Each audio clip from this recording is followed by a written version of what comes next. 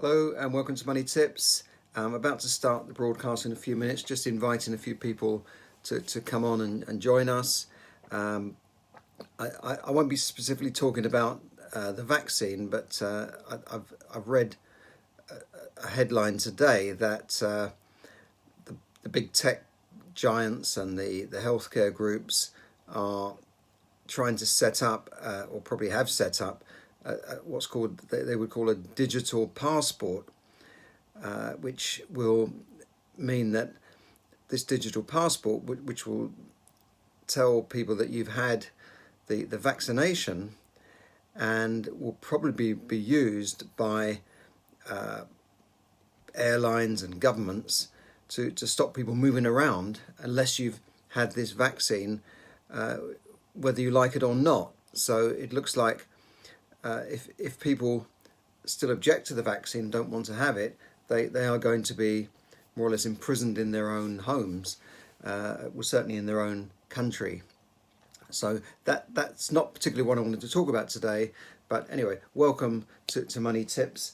And what I did want to talk about today is the support that's available in the UK. I know a lot of you are not watching from the UK, but there is some support available in the UK for UK businesses and workers affected by this COVID-19 disruption, and that's been going on for nearly a year now.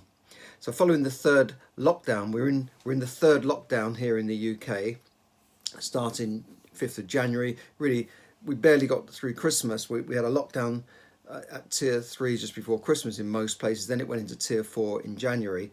The UK Chancellor Rishi Sunak announced a further £4.6 billion worth of grants to retail, hospitality and leisure. This is the new round of support following extensions to the job retention scheme, the loan scheme, and so on.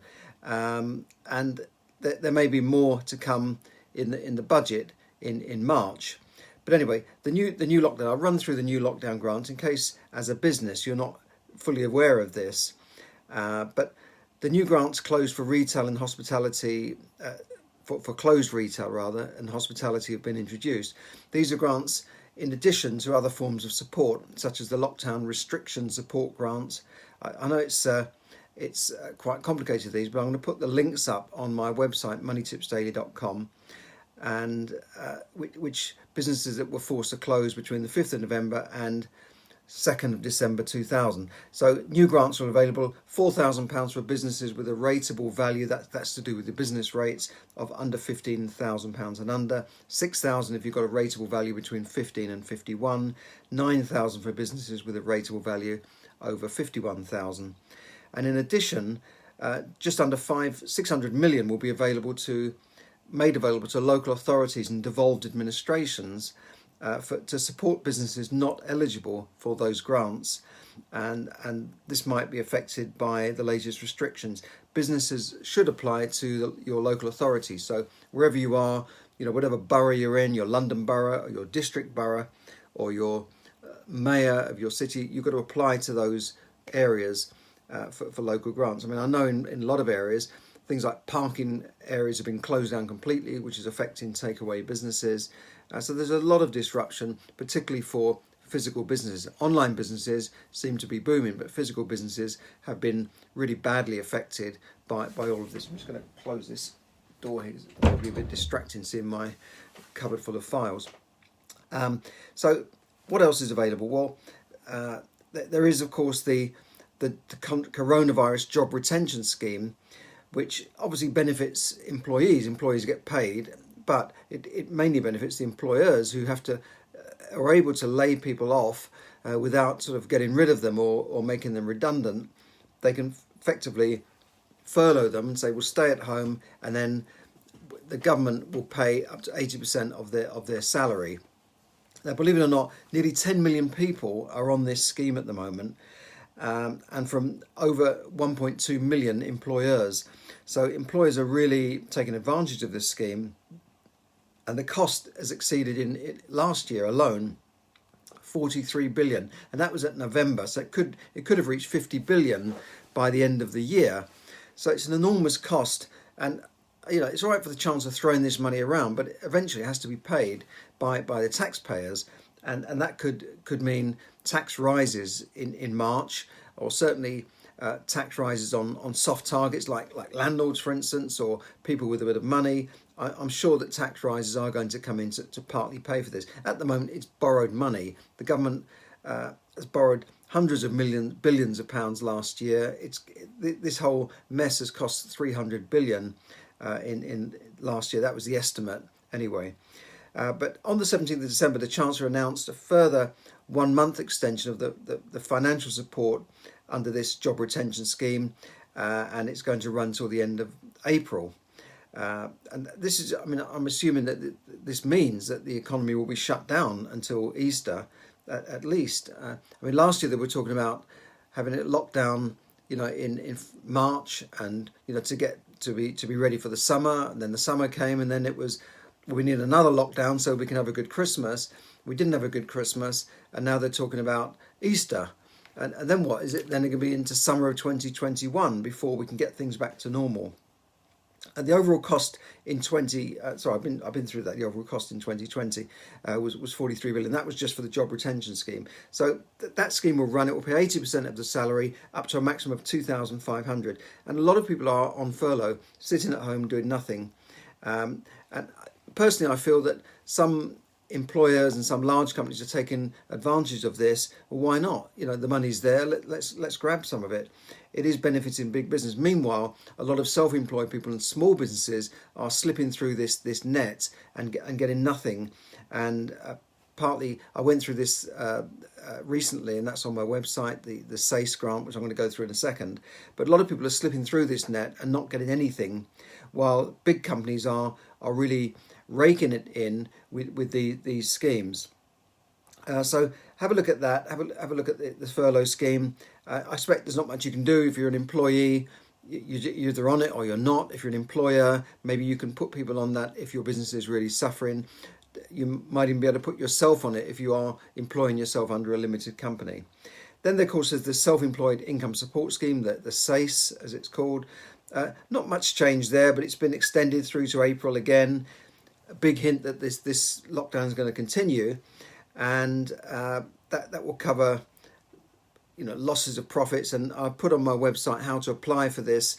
But again, I said a lot of small businesses have fallen through the net and not getting anything. Some of them because they're not paid enough tax in the last year, or recently started their business, or it's almost like a tax rebate because it's based on your taxable income in the past. Now the government have obviously doing this to try and keep the economy going. We have to sort of applaud them in that way, that at least the economy hasn't completely collapsed, although it is the worst recession in something like 300 years. But at least people are not literally on the streets, so it is something. But food banks are very busy. There's a big hoo-ha here about providing school meals for kids that are being homeschooled. Apparently the school meals that were being provided through a private company were not adequate, and parents were saying on the TV, well, I've got 4 kids and I can't feed them, so it's up to the government to help me. Well, yeah, okay, some people are in that position. So there are additional support measures. The Financial Conduct Authority, the FCA, published fresh guidance across a range of issues, including mortgages, consumer credit loans, where you could get payment holidays, and so on. So if you're struggling to pay a loan, have a look at that. Again, I put the link up on my website for any additional support you can get. A lot of people are not paying their mortgages or not paying their rents at the moment, and the fear is that when that scheme eventually ends here and in America, that there might be a surge in people in trouble, repossessions, and so on, and that could mean a problem with the property market. And the government hints at these further lockdown measures even still, because the rates are going up in the UK with this new variant, so-called new variant. And the Federation of Small Businesses the other day said that 250,000 small businesses could go bust this year, or are likely to go bust. And that doesn't surprise me, because I know a lot of businesses. When I was running a company and we employed people, there's no way we could have survived for 3-4 months without income coming in, even with a furlough scheme, because we had bills to pay. We had a lot of bills to pay, rent and rates and all the rest of it. Other costs other than salaries. There was no way we could have survived more than a few months, really, unless the bank were prepared to bail us out and put a lot of money in. This is because most businesses run on fairly much of a knife edge. They're getting money, they're paying money out to people, suppliers and that sort of thing, and then they're chasing money in from people. Well, if the person you're chasing money to goes under, if they go bust, then that means you're not going to get paid for that money yourself, and that has a domino effect. So it could cause you to go bust because that big customer of yours has gone bust, hasn't paid what they owed you. And there are some large companies that have gone bust last year. Big retailers gone into administration, Debenhams and House of Fraser and lots of other large retailers have gone under. And that will affect a multitude of smaller businesses supplying to those companies. And a lot of big companies are hanging on by a thread. We heard of Norwegian Air today, and I think we've got someone online here from Norway. I can see Dagmar. Norwegian Air, the budget airline, which was trying to break into the long haul market, they haven't gone bust because they've had a big bailout from the Norwegian government, but they've stopped their long haul business. They can't continue it at the moment. Well, I'm not surprised. And that will affect in the UK 1,100 jobs. But that's just the tip of the iceberg. Companies are laying off people left, right and centre, and it's only set to continue as we go through this, and we don't get the economy back. We need to get the economy back up and running. I know there's a coronavirus out there, but I think the government have got to do more to get us somehow back up and running so that we're not just paying out this money and borrowing more money.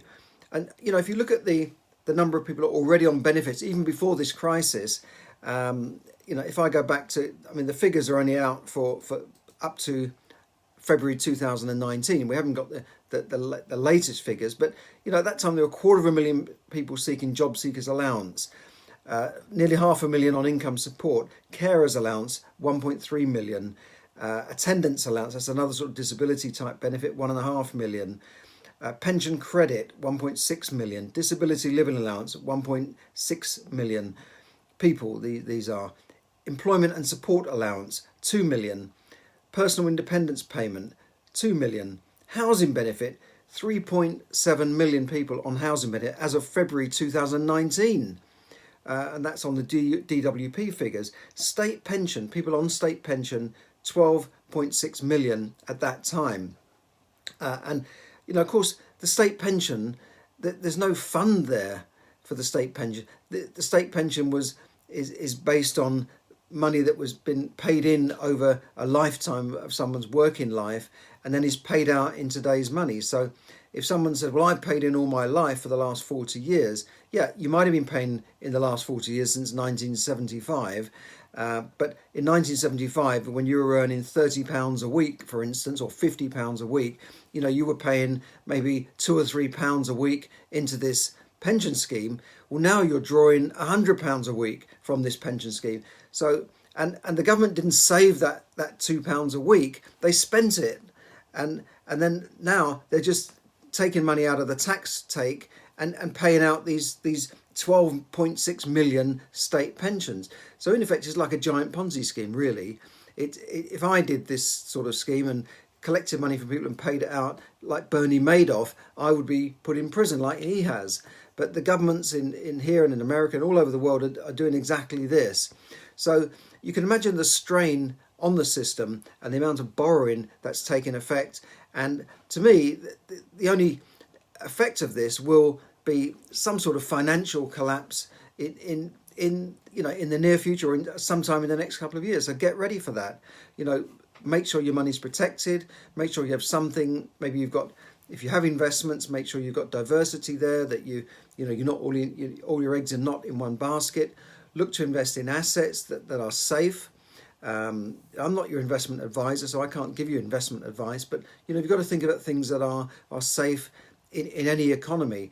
Gold is mentioned, that gold is a safe haven through good times and bad. But who knows? I can't tell you the problem with gold is it doesn't give you an income.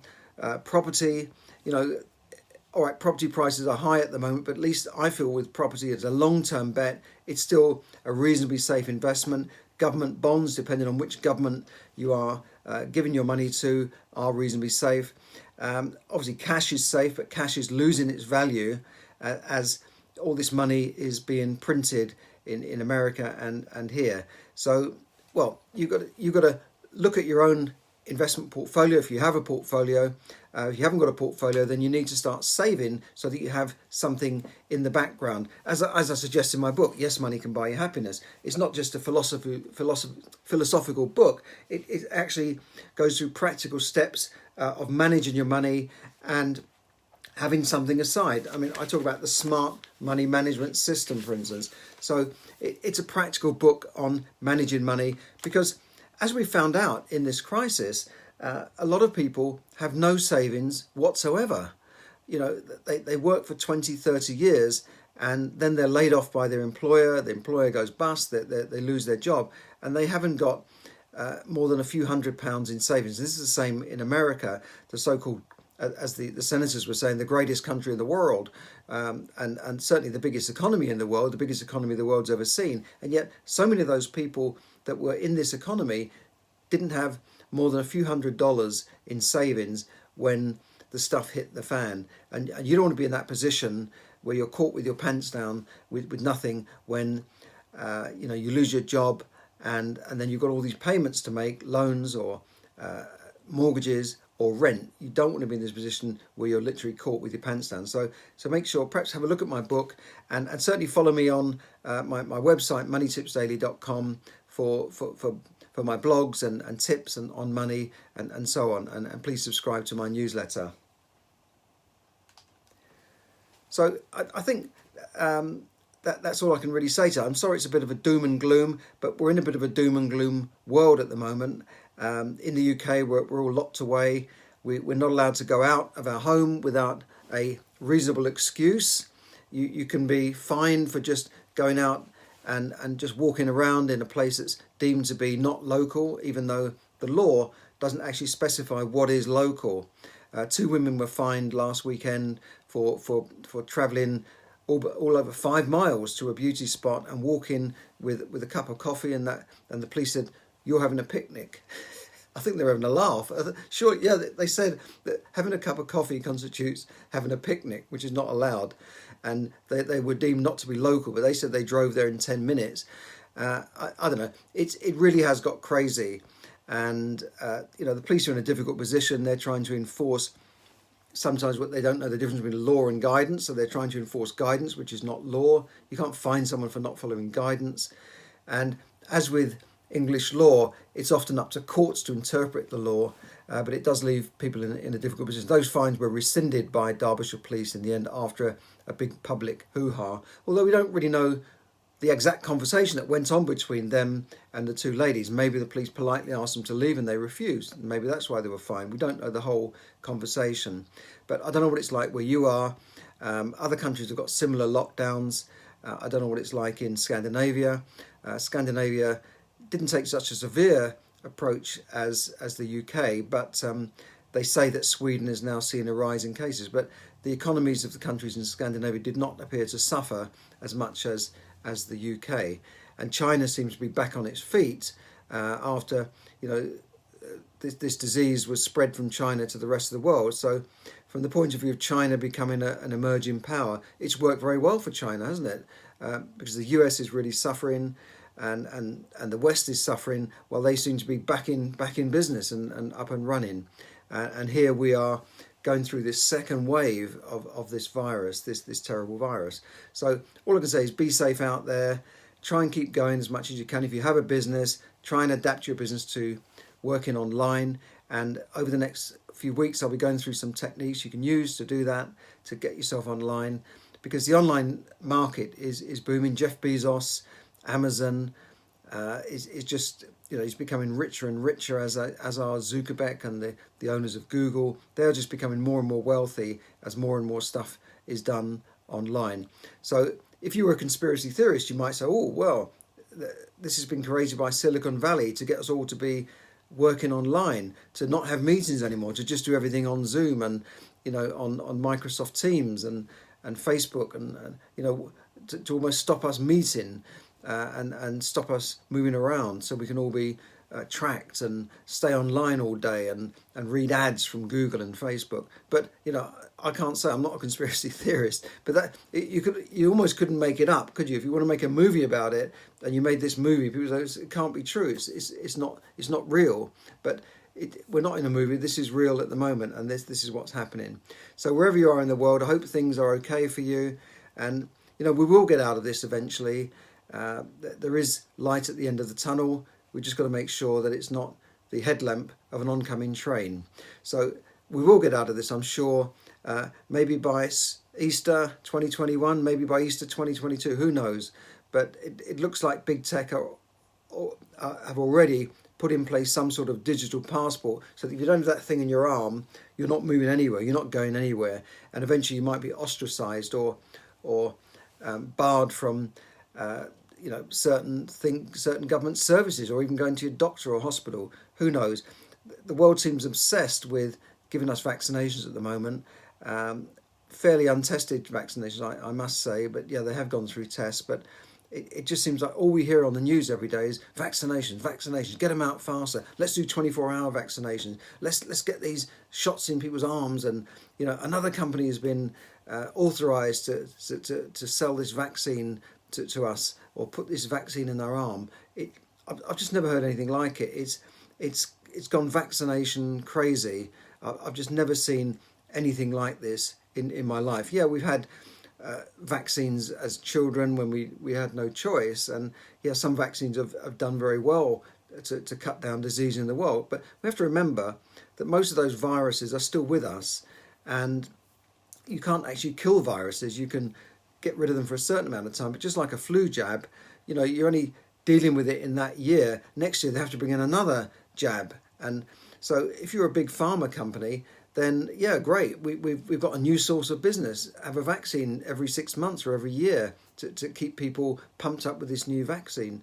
So that's another theory of mine. Is this a big pharma creation? I don't think so, but you can see how it would benefit big pharma, and that's why Warren Buffett actually invested billions of dollars last year, after not doing much for several years, in 6 big pharmaceutical companies, or the big pharmas as they're known.